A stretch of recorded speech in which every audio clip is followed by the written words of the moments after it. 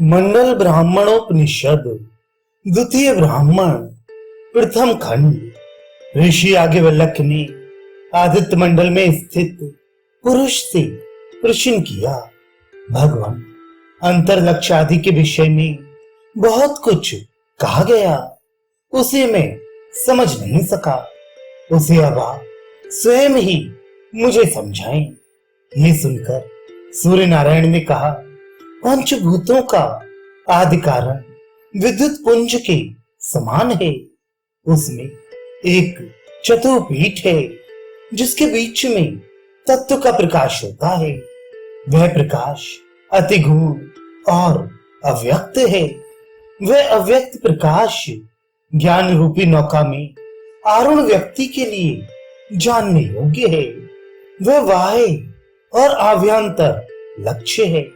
उसी के मध्य जगत लीन हो जाता है। वह नाद बिंदु और कला से परे अखंड मंडल है। वह सगुण और निर्गुण स्वरूप है। उसको जानने वाला विमुक्त हो जाता है। सर्वप्रथम अग्निमंडल है, उसके ऊपर सूर्य मंडल है, उसके बीच में सुधा स्वरूप चंद्रमंडल है, उसके बीच में अखंड ब्रह्म का तेजोमंडल है। वह विद्युत रेखावत श्वेत और प्रकाशमान है। वही शांभवी मुद्रा का लक्षण है। उसका दर्शन करने से तीन स्वरूप दृष्टि में आते हैं। ये रूप अमावस्या, प्रतिपदा और पूर्णिमा रूप है। पलक बंद होने की स्थिति दृष्टि अमावस्या स्वरूप है। अर्धनिमीलित दृष्टि प्रतिपदा स्वरूप है और पूरी तरह खुली हुई दृष्टि पूर्णिमा स्वरूप है। इसलिए पूर्णिमा रूप दृष्टि का ही अभ्यास करना चाहिए। उस पूर्णिमा रूप दृष्टि का लक्ष्य नासिकाग्र है। जिस समय तालु मंडल में प्रगाढ़ अंधकार के दर्शन होते हैं, उस समय अभ्यास के द्वारा अखंड मंडलाकार ज्योत दिखाई देती है। वही सच्चिदानंद ब्रह्म है। इस प्रकार जब सहज आनंद में मन लीन हो जाता है, तब शांभवी मुद्रा सिद्ध होती है और उसे ही खेचरी मुद्रा कहते हैं। उसके अभ्यास से मन स्थिर हो जाता है। तत्पश्चात बुद्धि स्थिर होती है। उसके चिन्ह इस प्रकार हैं। सर्वप्रथम तारा के समान दिखाई देता है। तत्पश्चात वज्र दर्पण अर्थात हीरे के दर्पण जैसा दिखाई देता है। इसके पश्चात पूर्ण चंद्रमंडल दिखाई देता है। इसके बाद नवरत्न प्रभा का मंडल दृश्यमान होता है। इसके बाद मध्याह्न का सूर्य मंडल परिलक्षित होता है। तत्पश्चात क्रमशः अग्नि शिखा मंडल दिखाई देता है।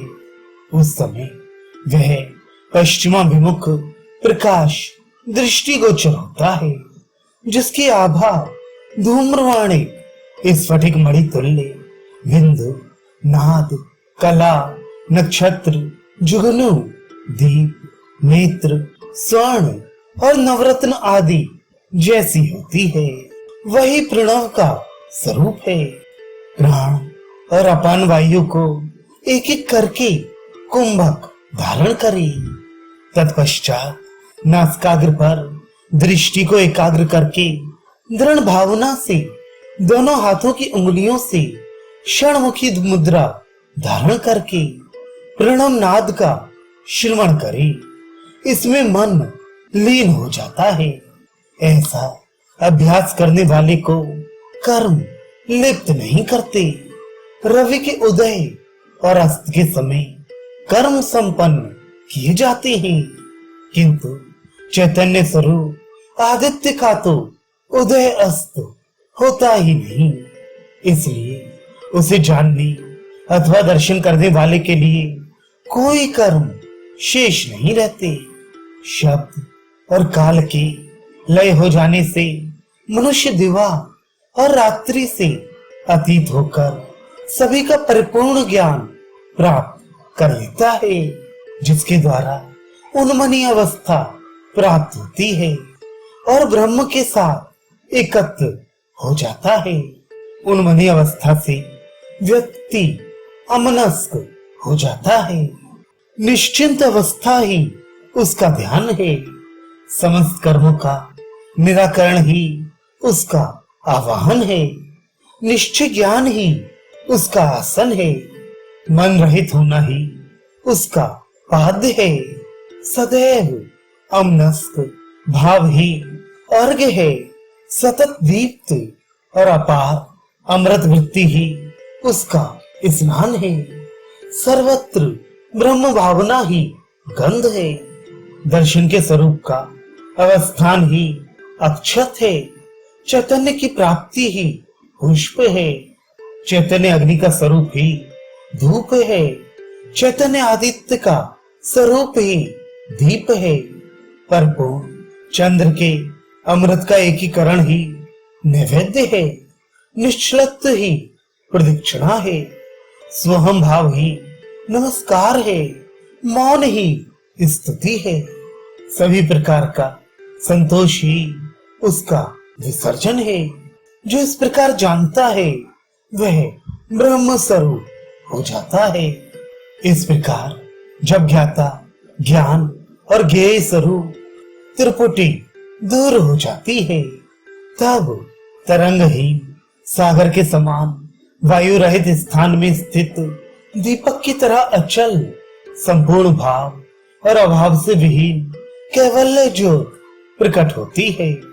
अर्थात मात्र कैवल्य ज्योत शेष रहती है, जिसे जागृत अवस्था और निद्रा अवस्था में भी अंतर्ज्ञान बना रहता है।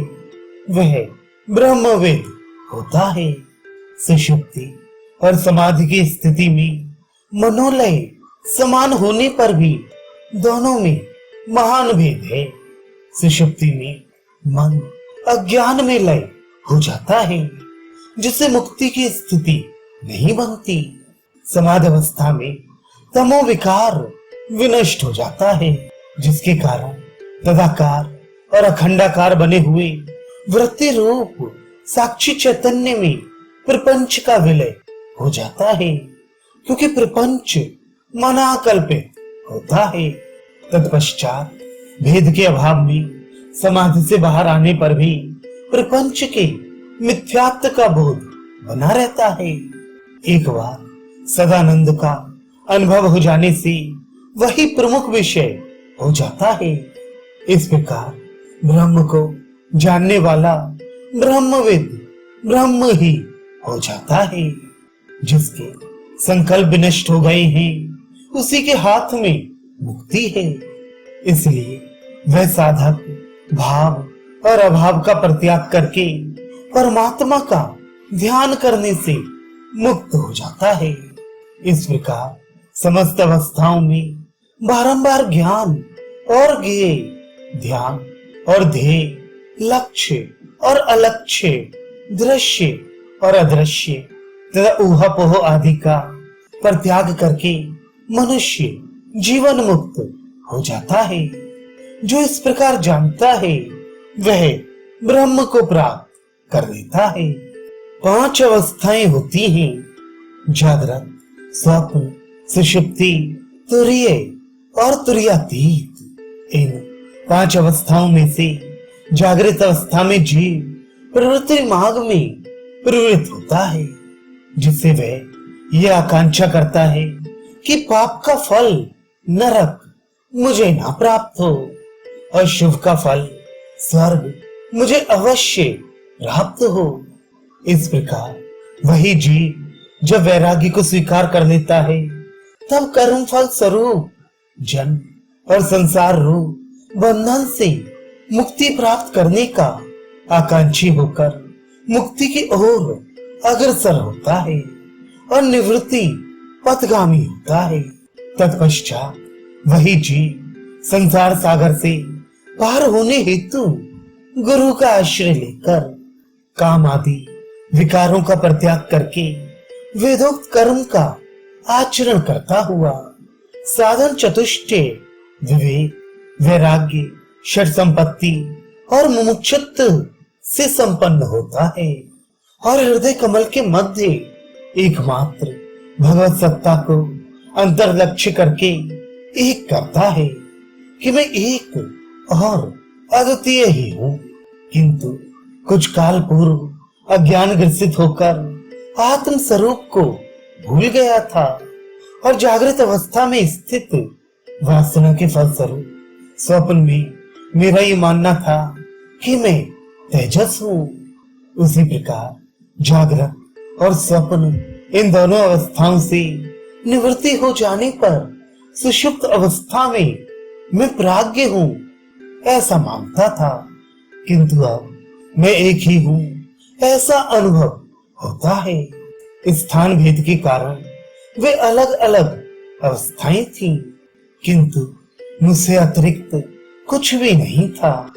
ऐसा विवेक होने से मैं शुद्ध अद्वैत ब्रह्म हूँ ये अनुभव होता है, जिसके कारण भेदभाव की समस्त वासनाएं, आरोपित वृत्तियां दूर हो जाती हैं। साधक अपने भीतर प्रकाशित तेजो मंडल का ध्यान करने से तदाकार बनकर पर ब्रह्म के स्वरूप को पाकर मुक्ति पथारूढ़ होता है और परिपक्व हो जाता है। उसे संपन्न जीवित अवस्था में ही मोक्ष प्राप्त कर लेने वाला साधक चक्षु आदि बाह्य प्रपंचों से उपरत हो जाता है। उसमें प्रपंचों की गंध तक शेष नहीं रहती। वह संपूर्ण जगत को आत्म स्वरूप में देखता है और त्यक्त अहंकार होकर मैं ब्रह्म हूँ ऐसा चिंतन करता हुआ ये सब कुछ आत्मा ही है ऐसी भावना करता हुआ कृत कृत्य हो जाता है। सब प्रकार से परिपूर्ण होकर वह तुर्यातीत योगी ब्रह्म स्वरूप हो जाता है। ये ब्रह्म है। लोग इस प्रकार उसकी स्तुति करते हैं। वह समस्त लोकों की स्तुति का पात्र बनता है। समस्त लोकों में संचार करने वाला होता है और परमात्मा रूप गगन में बिंदु स्थापित करके चिदाकाश में मन को विलीन करके शुद्ध अद्वैत जड़ता रहित सहज और अमनस स्थिति रूपी योग निद्रा में अखंड आनंद का अनुसरण करके जीवन मुक्त हो जाता है।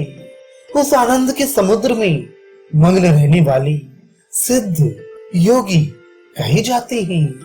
उन योगियों की अपेक्षा इंद्र आदि देवगण भी स्वल्प आनंद प्राप्त करने वाले होते हैं।